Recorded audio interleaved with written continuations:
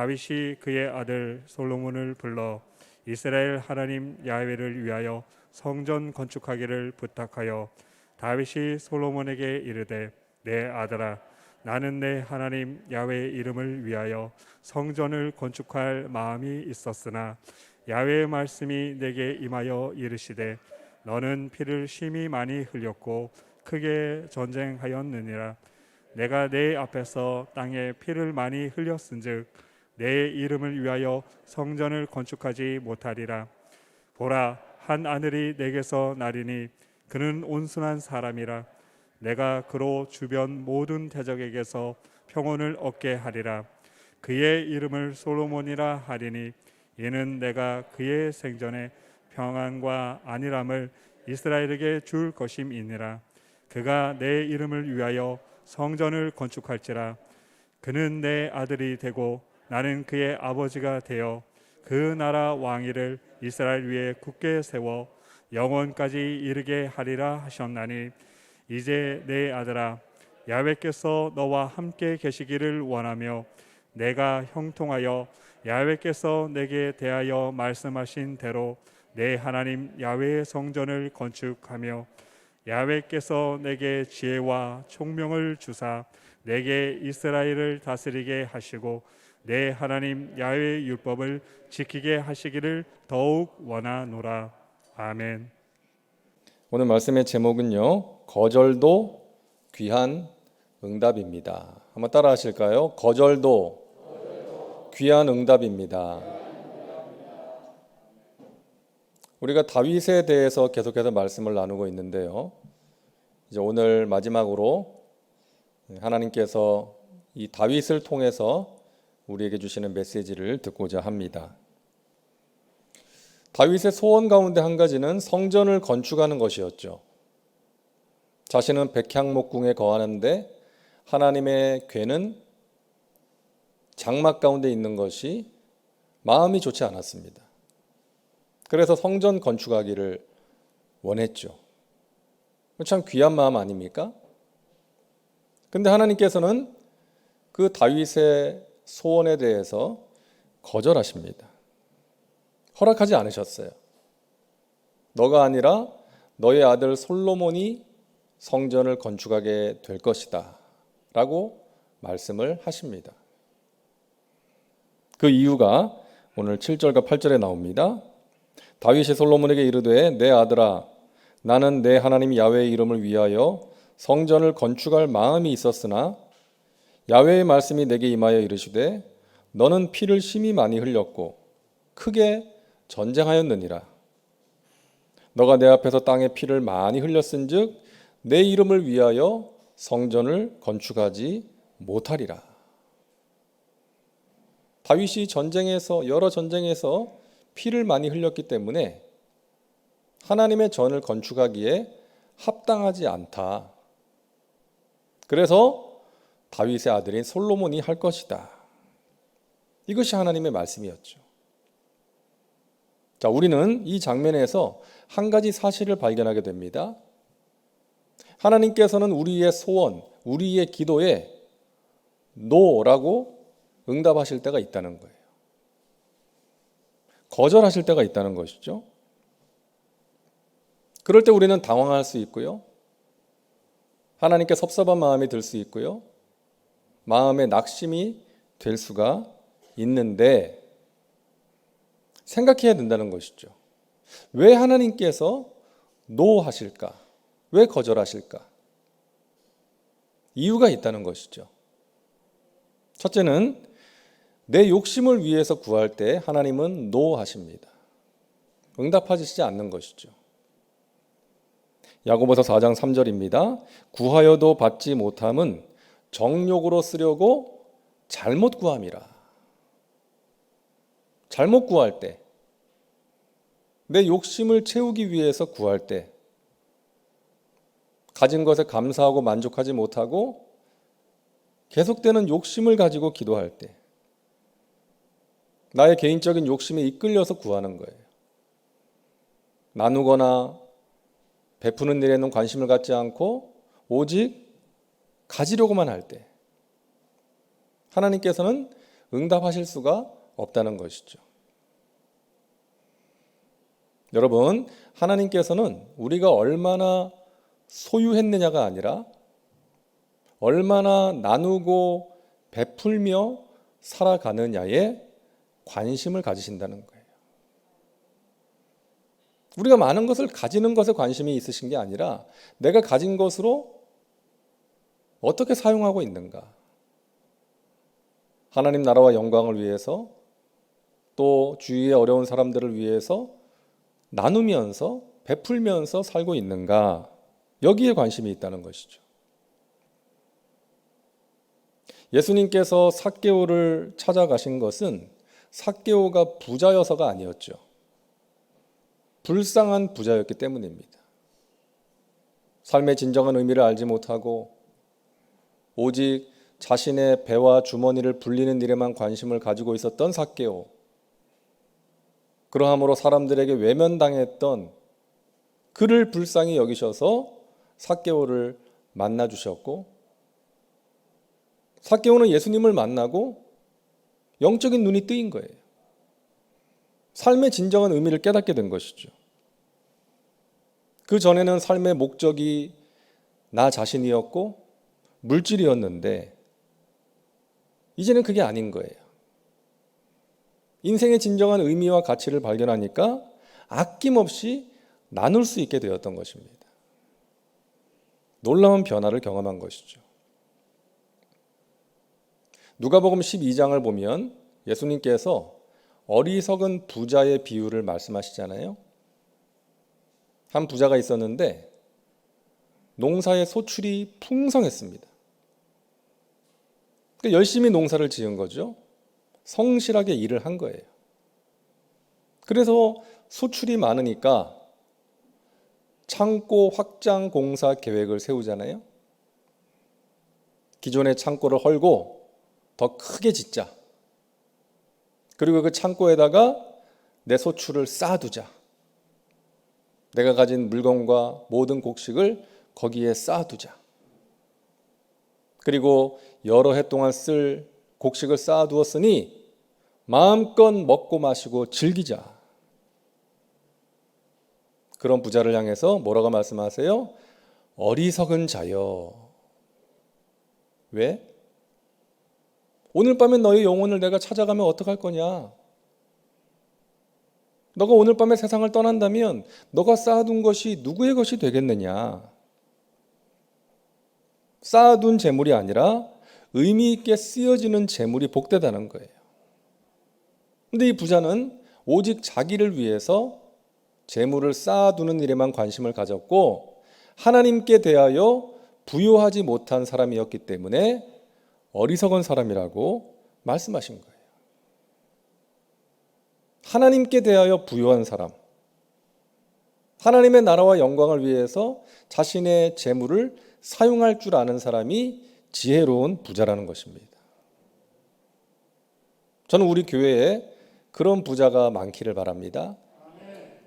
하나님께 대하여 부요한 사람, 어리석은 부자가 아니라 지혜로운 부자. 예수님은 우리가 구할 때, 무언가를 하나님께 구할 때 순서가 중요하다고 말씀하시잖아요. 마태복음 6장 33절 우리 다 같이 읽겠습니다.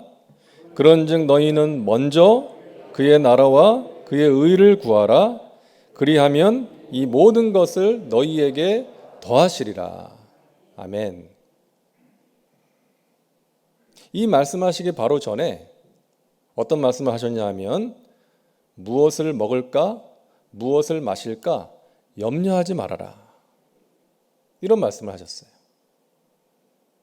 예수님께서는 먹는 것, 마시는 것을 부정하신 게 아니에요. 그게 중요하지 않다라고 말씀하시는 게 아니라 그것이 중요하지만 그것보다 하나님과 하나님 나라의 일을 더 중요하게 여기고 그것을 앞세우고 먼저 하는 사람에게 먹고 마시는 것을 더해 주시겠다. 이 약속을 하신 거예요. 저는 저와 여러분에게 이러한 경험이 있기를 간절히 바랍니다. 내가 하나님을 사랑함으로 하나님의 뜻을 먼저 구하고 하나님 나라와 의를 먼저 구했더니, 그런 중심으로 살았더니 하나님께서 내가 살아가는 데 필요한 것들을 이렇게 채워주셨습니다. 공급해 주셨습니다. 내가 구하지 않은 것까지 하나님께서 채워주셨습니다. 이와 같은 간증이 저와 여러분에게 있기를 간절히 바랍니다. 예수님의 약속이기 때문에. 어느 중소기업을 운영하던 집사님이 있었는데 경기가 어려울 때 회사가 부도가 났어요. 그래서 이제 공장 문을 닫게 된 거예요. 정말 어려운 일을 만난 거죠. 근데 이 집사님이 며칠 동안 기도원에 올라가서 이제 기도를 하고 내려왔는데 목사님이 이 집사님을 찾아갔어요. 마음이 많이 힘들 테니까 위로해 주려고 갔는데 이 집사님이 기도를 하고 내려와서 이 목사님한테 그러는 거예요. 목사님, 저는 걱정하지 않습니다. 하나님을 믿고 섬기는 저에게 이러한 일이 생긴 것, 또 하나님이 저를 연단하시는 거라고 생각해요. 또 하나님께서 이 힘든 과정을 통과하면 다시금 일으켜 세워주실 것이라고 저에게 믿음을 주십니다. 목사님 걱정하지 마시라고. 위로하러 갔다가 목사님이 도리어 위로를 받고 왔대요. 근데 그 다음 주일에 이 집사님이 경영하던 그 공장에서 일하던 직원 2사람이 교회를 나오더라는 거예요.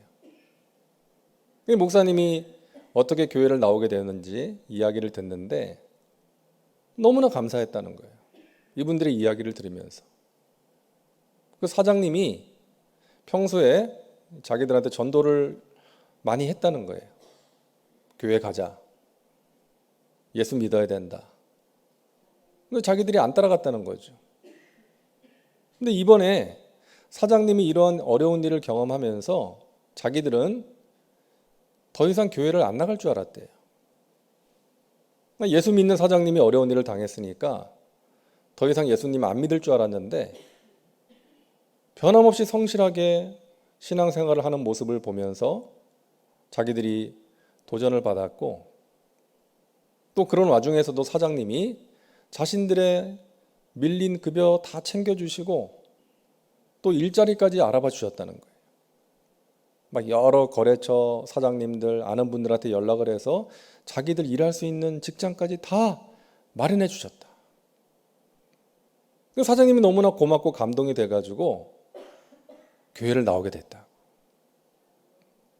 여러분, 그 집사님은 정말 어려운 상황이었지만 하나님의 나라와 의를 먼저 구함으로써 천하보다 귀한 2 영혼을 하나님 앞으로 인도한 거 아닙니까? 이 집사님의 믿음대로 하나님께서 힘든 시간이 있었지만 다시금 회사를 일으켜 세워주셔서 재기할 수 있게 해주셨고, 또 주님의 몸된 교회의 귀한 일꾼으로 사용해 주셨다는 그런 이야기를 들었습니다. 사랑하는 여러분, 나의 이익과 욕심을 먼저 구하지 마시고 하나님의 나라와 의를 먼저 구하시기를 바랍니다. 그러함으로 우리의 먹고 마시는 문제를 해결해 주시는 그 하나님의 공급하심을 경험하시고 그 하나님께 영광 올려드리시고 그 하나님을 많은 사람들에게 증거하는 축복의 통로로 살아가시기를 주님의 이름으로 축원합니다. 자, 둘째로 하나님께서 거절하시는 이유는 때가 되지 않았기 때문이에요. 때가 되지 않았을 때 하나님께서는 노 하십니다. 유치원 다니는 아이가 카드 쓰겠다고, 스마트폰 사용하겠다 그러면 부모는 줄 수가 없는 것이죠. 왜? 아직 때가 아니기 때문에. 줘도 못 써요. 잘못 쓰고요. 그래서 부모가 보기에 가장 적당한 때에 자녀에게 주는 것이죠.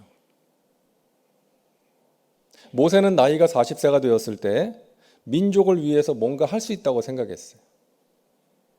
그렇게 나섰지만 그때는 하나님의 때가 아니었어요. 아마 그때 모세가 이스라엘의 지도자가 되었다면 그냥 사고만 치다 끝났을 거예요. 백성들이 원망하고 대들면 애굽 사람 때려 죽인 실력으로 백성들을 혼내주지 않았겠어요? 그러면 더 이상 이스라엘을 이끌 수가 없는 것이죠. 백성들을. 하나님께서는 모세의 나이 40세 때가 아니라 80세 때에 그를 지도자로 세우신 것입니다. 가장 온유한 자가 되었을 때, 연단의 과정을 통과했을 때, 겸손하게 낮아졌을 때. 요셉은 17살 때 꿈을 꿨습니다. 근데 그때부터 13년 동안 고생길을 가게 되죠. 고난의 세월. 하나님의 때는 요셉이 30세가 되었을 그때였던 것입니다. 어느 장로님이 이런 이야기를 하시더라고요. 사업을 잘 하시는 장로님이신데 한 10년 정도 고생을 하셨어요. 아주 사업이 힘들어서 고생을 하셨는데 이 장로님이 저한테 그런 얘기 하시더라고요. 목사님, 제가 아마 그때 돈을 많이 벌었다면 저는 분명히 망했을 것입니다. 내 인생이 망했을 거라고. 세상 쾌락을 따라서 어떤 세상의 즐거움을 따라서 돈을 썼을 거라고. 그래서 하나님께서 그런 나를 아시고 10년 동안 연단하시고 영적으로 성숙하게 하신 뒤에 물질의 복을 주신 것이 얼마나 감사한지 모르겠다고. 여러분, 우리는 기도를 통해서 하나님을 움직이려고 합니다. 그죠? 맞아요. 하나님께서 우리의 기도를 통해서 일하시기 때문이에요. 그런데 우리가 기억해야 될 것은 하나님께서 그렇게 하시는 일 가운데 너무나 귀한 일을, 우리가 기도를 통해서 체험할 수 있는 너무나도 귀한 은혜는 내가 변화되는 것이라는 거예요. 하나님께서는 우리를 위해서 무언가를 하시기 전에, 우리에게 무언가를 주시기 전에 우리를 변화시키세요. 그게 우리가 기도를 통해서 경험할 수 있는 너무나도 귀한 은혜라는 거예요. 하나님의 관심은 우리 각 사람을 향해 있습니다. 우리가 천국 갈 만한 사람이 되는 거예요. 우리가 하나님의 복을 받을 만한 그릇이 되는 것입니다. 우리가 어려움을 이겨낼 수 있는 강한 믿음의 사람이 되는 거예요. 그렇게 우리를 변화시켜 가시는 것입니다. 상황은 달라진 게 없는데요. 그 상황을 바라보는 나의 시선과 마음이 달라지는 거예요. 예전엔 너무나도 마음이 두렵고 불안했는데 기도 가운데 하나님의 은혜를 체험하면 마음에 평안이 찾아오는 거예요. 누군가가 그렇게 미웠는데 용서할 수 있게 되는 거예요. 그런 마음을 주시는 거예요. 마음이 조급했는데 기다릴 수 있게 되는 것입니다.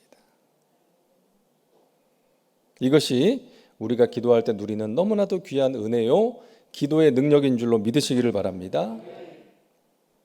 여러분, 하나님께서는 우리의 기도에 가장 좋은 하나님의 때에 가장 좋은 하나님의 방법으로 응답하신다는 것 믿으시기를 바랍니다. 하나님께서 사랑하시는 자녀의 간구를 외면하실 리가 없다는 것이죠. 너희가 악한 자라도 자녀에게 좋은 것을 줄 아는데, 자녀가 배가 고프다고 떡을 달라 그러는데 돌을 줄 사람이 없고, 자녀가 생선 먹고 싶다 그러는데 뱀을 줄 사람이 없지 않느냐.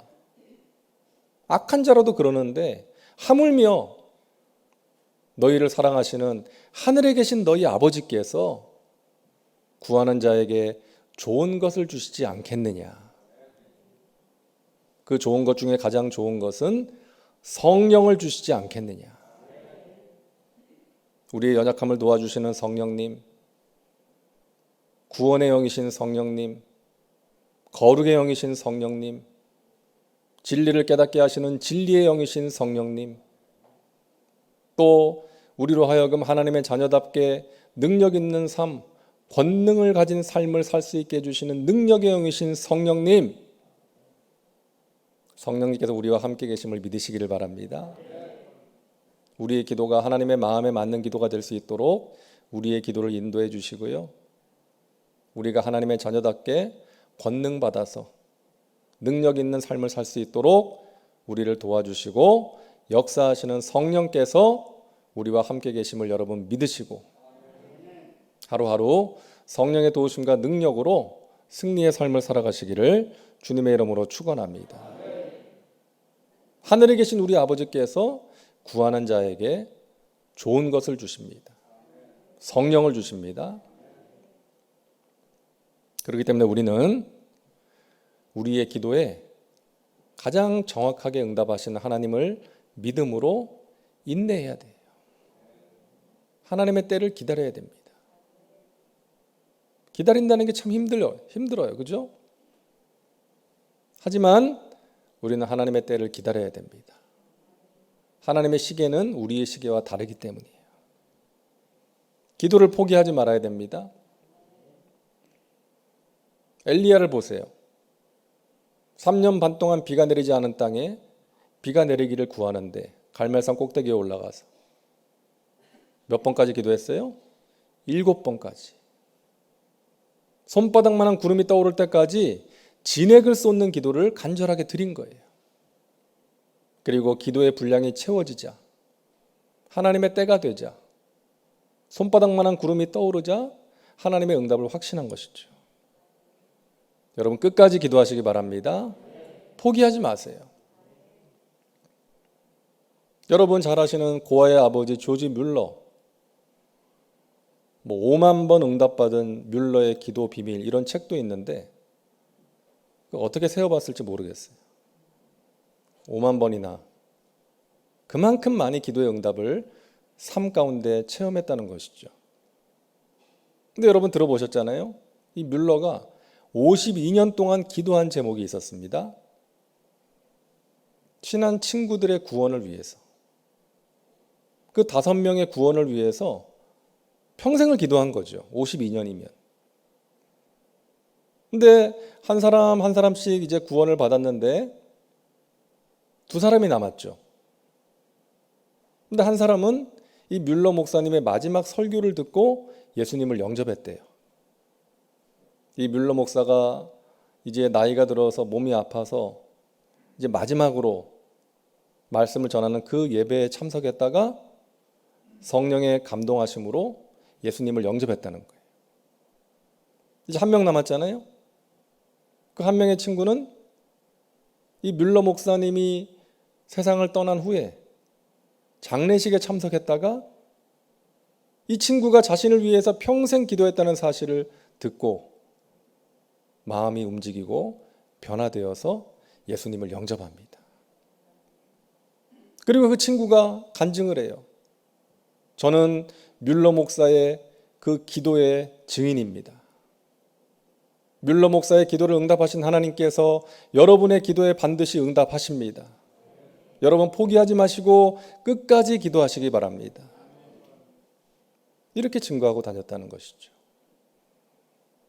살아계신 하나님께서 여러분의 기도에 하나님의 때에 하나님의 방법으로 응답해 주십니다.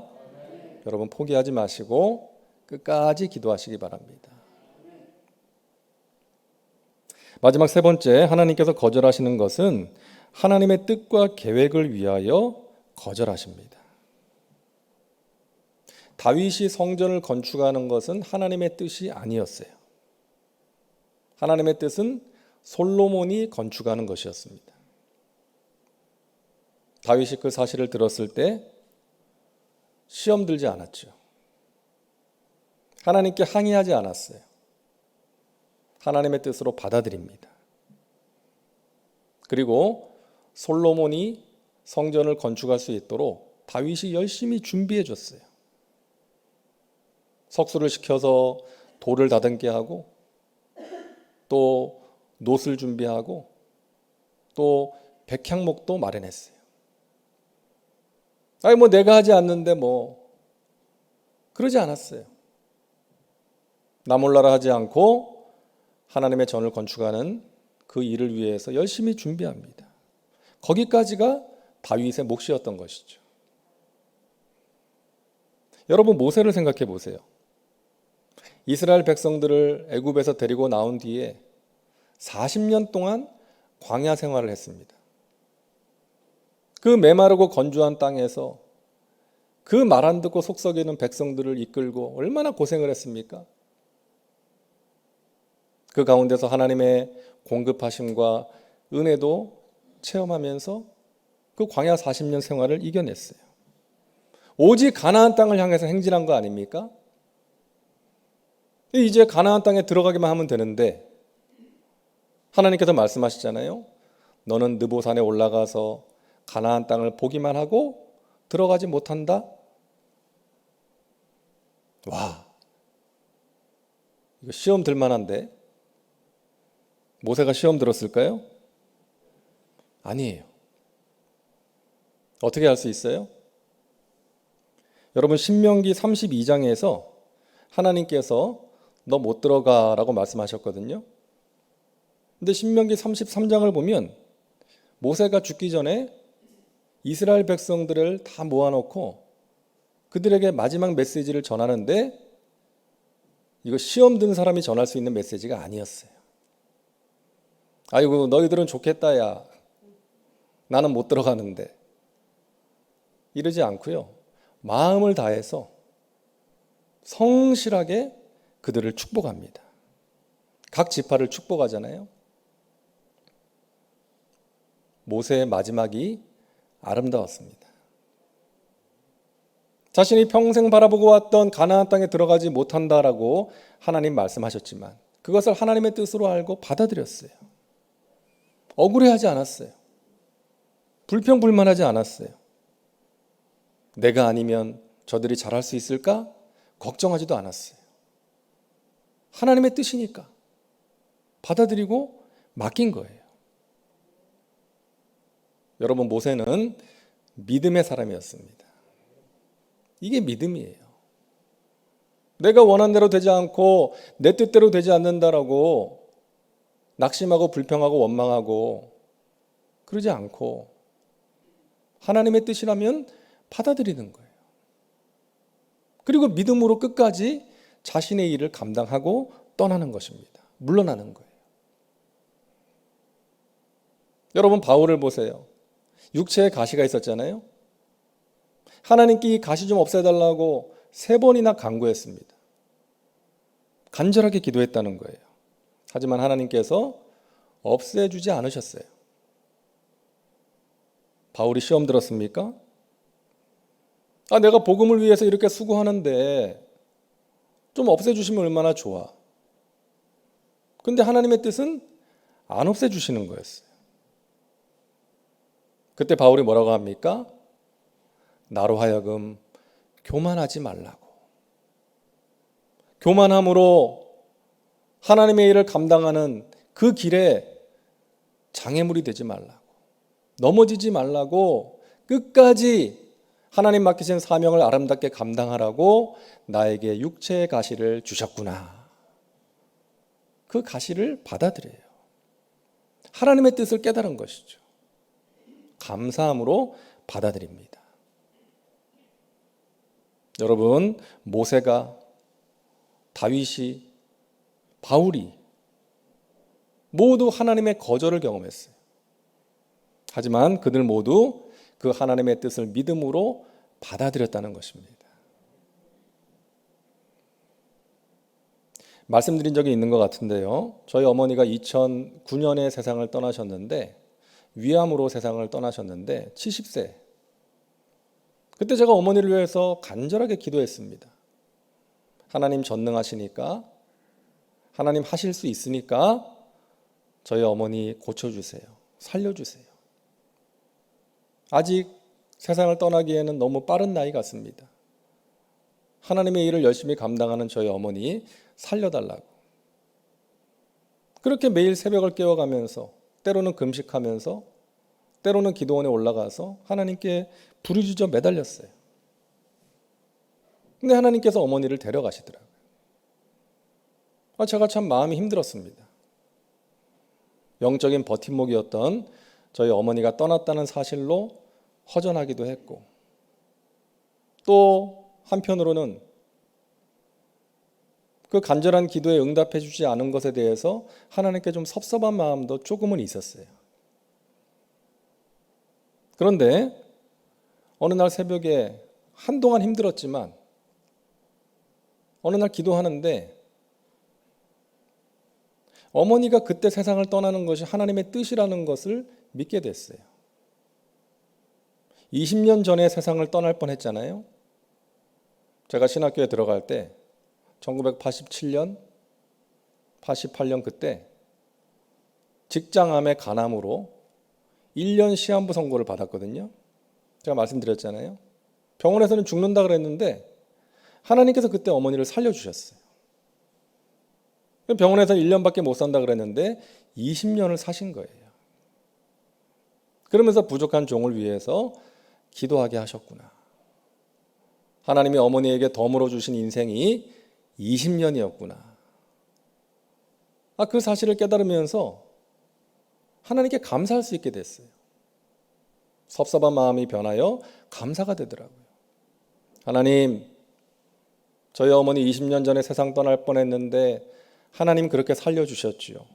놀라운 기적을 베풀어 주셨죠.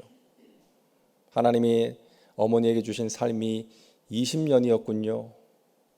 감사합니다.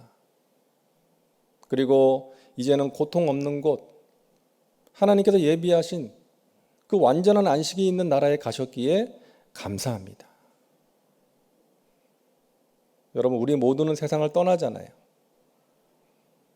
죽었다가 살아난 나사로도 세상을 떠났어요. 우리 모두는 세상을 떠나요. 그때가 언제인지는 하나님만 아시는 것이고 하나님의 주권에 속한 거 아닙니까? 그래서 우리는 하나님을 향한 온전한 믿음을 가지고 살아가야 될 줄로 믿습니다. 그리고 우리가 가는 곳은, 믿음의 사람이 가는 곳은 천국이니까.